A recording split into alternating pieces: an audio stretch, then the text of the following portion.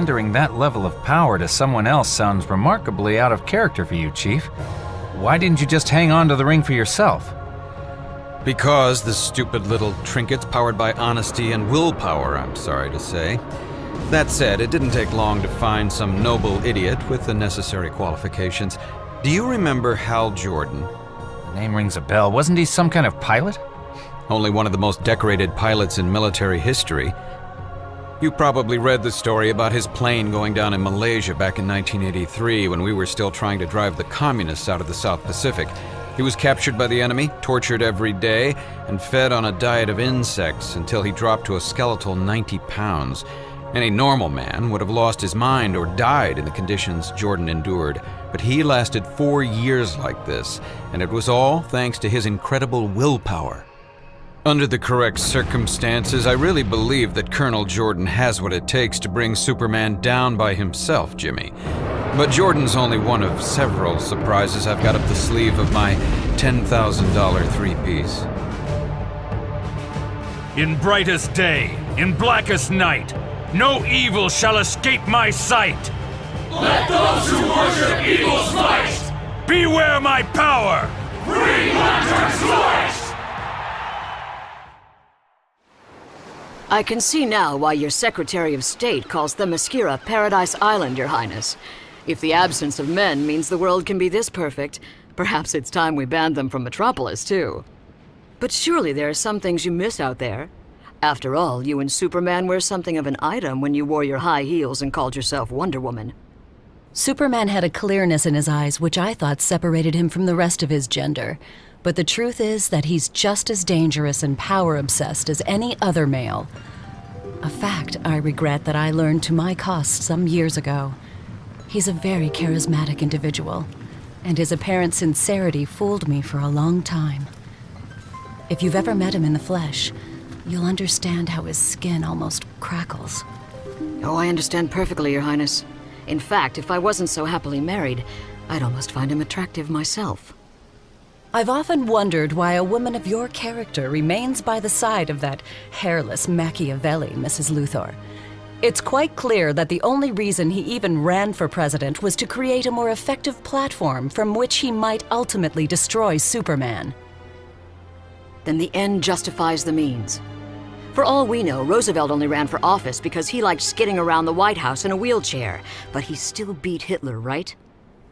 Why did you come here, Mrs. Luthor? To make sure Lex has your support when he launches his big attack on Superman inside the next 24 hours. How could you do this, Brainiac? What kind of monster would trap an entire civilization inside a sample jar? It's the most grotesque thing I've ever seen. Failing to regrow these people has been the black spot of my career. Perhaps, but our biggest concern at the moment should be events in North America. This is no longer a case of the one corner of the world where things didn't go to plan. The newly United States now pose a threat to everything you have ever accomplished, Superman. This is Luthor's ultimate death trap.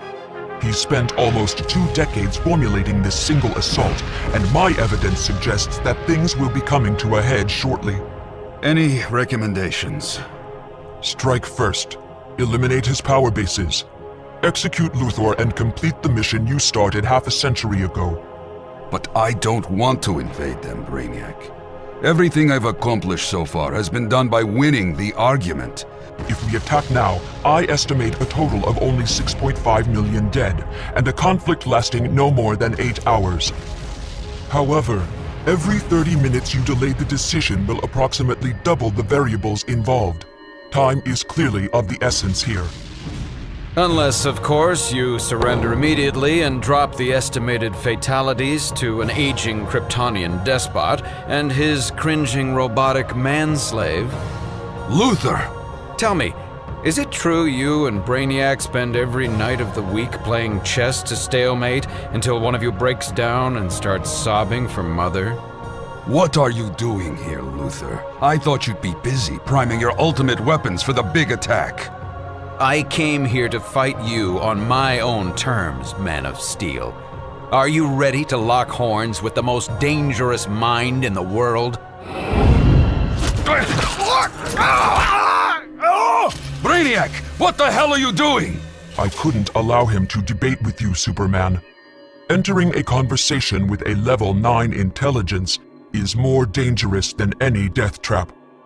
My calculations were that he could have talked you into suicide within 14 minutes. So that's it. This is how it all ends. No, there's still the matter of the American forces preparing to attack Superman. But the decision is now quite simple. Do you meet aggression with aggression, or do you allow these people to take apart everything you've ever accomplished? Green Lantern Corps, this is Colonel Hal Jordan. Maintain a speed of Mach 6 and pick an altitude where you aren't going to kill any birds. Roger that, Colonel Jordan. Brainiac, prepare the ship for a full-scale assault. You take the west coast and I'll take the east. We can converge in Washington at 1600 hours and seize the White House together.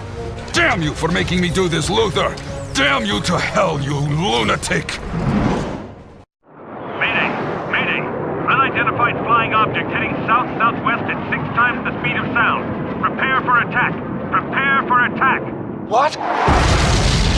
Superman! Stay cool, gentlemen. Don't be intimidated. This is exactly what we trained for. Like hell it is, sir! He's gonna kill us all! Not in my lexicon, Raynor. Now shut up and think green thoughts. What in God's name? Remember the President's design, boys. This has got to be a box within an infinite number of boxes. Each layer should be 1 micron thin, so the entire structure is impossible to breach. I can't hold it, sir. My mind's starting to wander. So bite your lip and count to 10, Gardner. It doesn't matter what he's hitting us with here. You freak out now, and they'll be sipping vodkas in the Pentagon by sundown, soldier! Oh my God! Think fresh pictures! Think fresh... Huh? A thought-based weapon against someone who can move at 10 times the speed of thought? Not too smart, Colonel Jordan. Ground control to Wonder Women. Are you ready to engage? Ready and willing, Commander. Don't make me do this, Diana. I don't want to hurt you, but I will if I have to. Your choice, Princess! Diana, no! Release all those supervillains Luthor created over the years. Just hit him with everything we've got!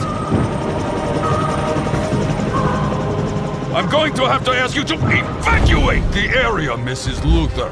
I respect the fact that you're taking a stand like this, but we're destroying everything within a 5-mile radius of the Pentagon, and I don't want anyone hurt. I'm sorry, Superman, but this is my home and I'm not budging an inch. America is finished. I'm afraid you don't have anything left to hit me with. Actually, we've still got 1 shell left in our arsenal, Superman. If you think I'm kidding, just take a look at the letter in my inside pocket. With the greatest respect, Mrs. Luthor, I hardly think a brown manila envelope is going to stop me in my tracks, even if it does have a presidential seal. What am I doing? Well, they say the pen is mightier than the sword, Lois, so I'm distilling everything Superman hates and fears about himself into a single sentence. Superman, are you okay? Oh my God, what have I done? All I wanted was to put an end to all the wars and famines. I only wanted the best for everyone. You've got to believe me. What the hell was in this letter? Why don't you just put the whole world in a bottle, Superman?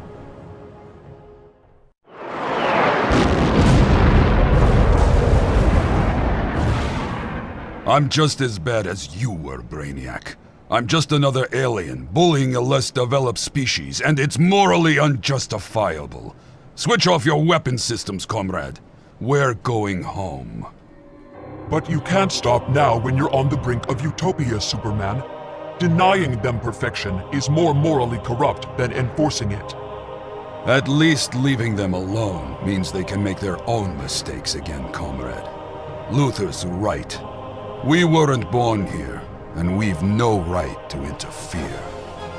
And that is your final decision? Is there nothing I can say which might change your mind on this matter? Nothing, Brainiac. Absolutely nothing. Well, I'm afraid that's just unacceptable, Man of Steel.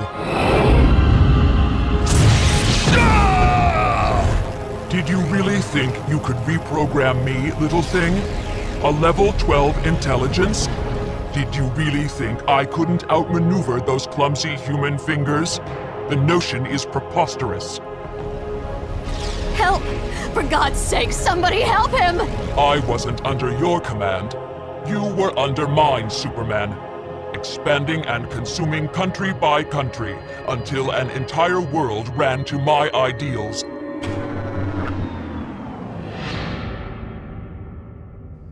What happened to the power? Cut off by those clumsy human fingers, he said he was adept at outmaneuvering, dear Lois. Letting me into the heart of this thing was his first mistake, darling. But the big one was underestimating the resourcefulness of the human mind. Your move, Superman. Nice of you to save the CPU before you squashed him, alien. But will you have the decency to leave Earth now that you realize what a sociological disaster you've been causing? First, I plan to bury this in the Sea of Tranquility, Luther. Then we can figure out whether or not I can safely stay behind on planet Earth. 59 seconds to detonation. What? 57 seconds to detonation. Oh my God! He must have had a self-destruct mechanism encoded into the hard drive in case something like this ever happened.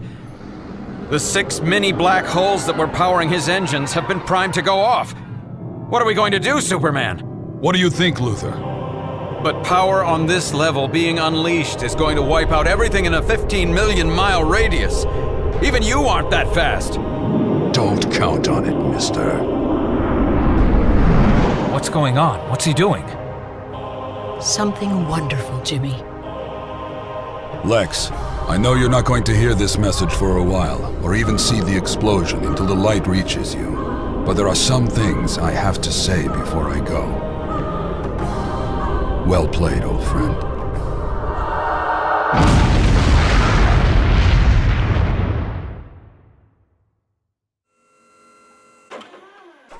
Superman gone, Brainiac gone. The world ready to embrace Lutheranism even more readily than before. One could almost be forgiven for thinking that this had all been worked out to the 10th decimal point 40 years ago, eh? Checkmate, Superman. For the first time in human history, the world had tasted death, and so they gloried in their triumph, as excited by Superman's defeat as they were by Brainiac's. Lex Luthor and Jimmy Olsen won a landslide victory in 2004, re-elected to the White House with a staggering 101% of the vote. Freed from Superman's all-seeing eye, the Soviet Empire descended into chaos for a while, until the Batmen reappeared and brought justice to the streets again. Within 6 months, Luthor was running their economy. Within a year, even Moscow had signed up with his global United States.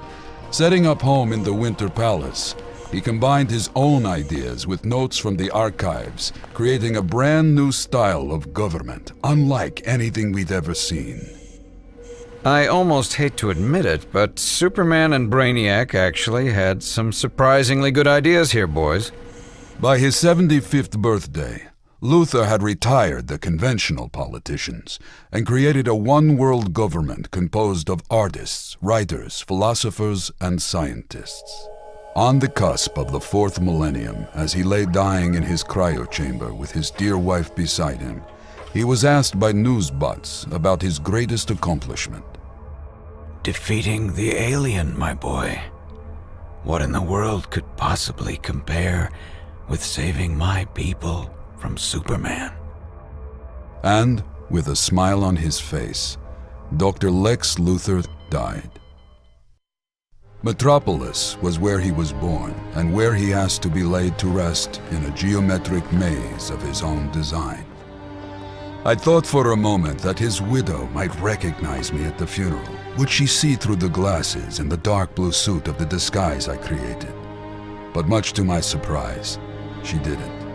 Not even for a second. What's up, Mom? Are you okay? Fine, Albert. Absolutely fine. I just had the strangest sense of déjà vu for a moment.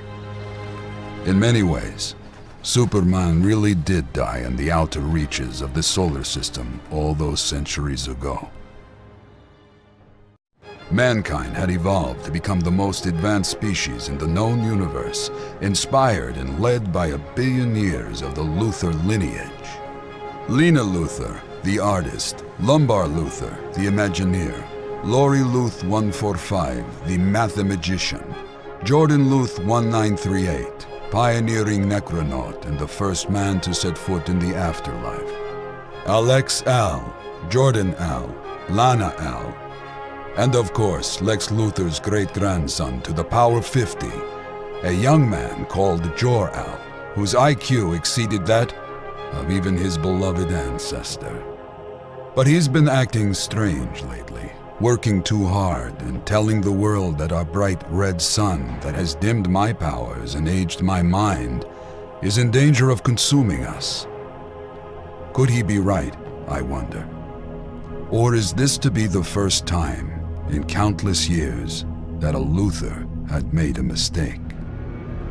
What happened, Jor-El? Didn't the Science Council listen to your warnings?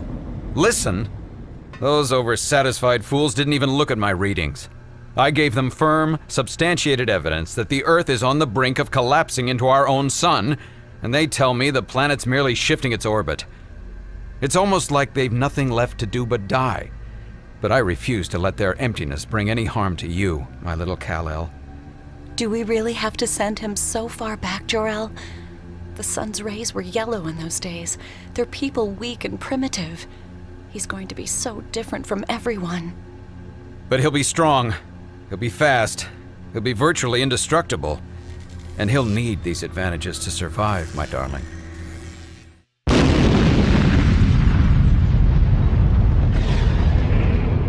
Goodbye, my son. Go back and change the world so that we might not become this cold, complacent lot. Go back and bring a little light into our lives again.